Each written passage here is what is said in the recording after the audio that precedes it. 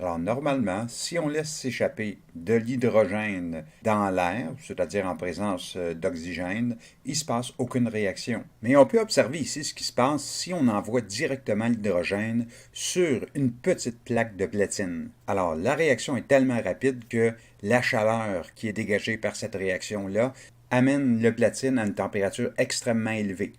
Alors on va essayer de comprendre ici pourquoi cette réaction-là se fait en présence de platine, mais ne se fait pas si le platine n'est pas présent.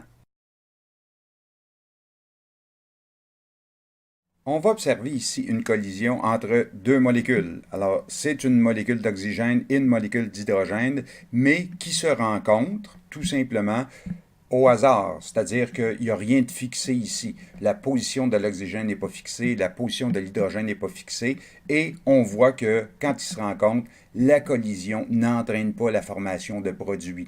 Le produit, évidemment, qui pourrait être formé ici, c'est la molécule de H2O, parce que O2 avec H2 nous donne donc la molécule de H2O. Maintenant, la raison pour laquelle il n'y a pas de réaction, c'est entre autres parce qu'il n'y a peut-être pas assez d'énergie, mais aussi parce que les molécules ne se frappent pas de la bonne façon. Alors, l'angle avec lequel les molécules se frappent est pas approprié. Donc, la collision est simplement élastique ici. Donc, ce qu'on peut voir au départ ici, c'est la surface de notre catalyseur. Maintenant, c'est la surface sur laquelle va pouvoir se produire la réaction. Alors, la surface qu'on voit ici, ça serait par exemple la surface d'un métal. Un métal comme le platine, là, qui va catalyser plusieurs réactions. Alors, on voit ici la surface, et même les atomes qui composent là, cette surface-là. Alors, c'est ces atomes-là qui vont fournir un point d'ancrage pour certaines molécules, pour aider la réaction à se faire. On l'a déjà dit, si une substance agit comme catalyseur, il ne faut pas que cette substance-là soit altérée si on compare là, le début et la fin de la réaction. Alors, si on observe ici ce qui arrive, vous avez la molécule de O2 qui vient frapper le catalyseur. Donc, en frappant le catalyseur, il y a un processus qu'on appelle l'adsorption. Alors, ce n'est pas absorption, mais c'est bien adsorption avec un D.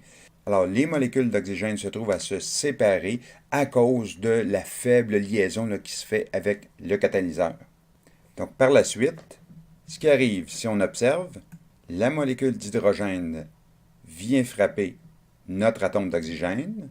La molécule d'hydrogène se brise donc ici facilement lorsqu'elle entre en contact là, avec l'oxygène, parce que notre oxygène est fixé au catalyseur et à ce moment-là, la molécule d'eau qui a été formée peut être libérée et à ce moment-là, le processus est complété. Évidemment, on a notre autre atome d'oxygène qui est à côté et celui-là va pouvoir subir le même processus là un petit peu plus tard. Alors, on peut voir ici le graphique qui représente la réaction catalysée. Alors, la première partie du graphique, c'est-à-dire la première bosse qu'on peut observer, c'est donc le passage de l'oxygène sous la forme de molécules à deux atomes d'oxygène qui se trouvent à être sur notre catalyseur. Alors, c'est la première étape de cette réaction de catalyse-là. Alors, cette réaction-là est relativement rapide puisque l'énergie d'activation n'est pas tellement élevée. Et ça va être suivi d'une deuxième étape, alors la deuxième bosse qu'on peut voir,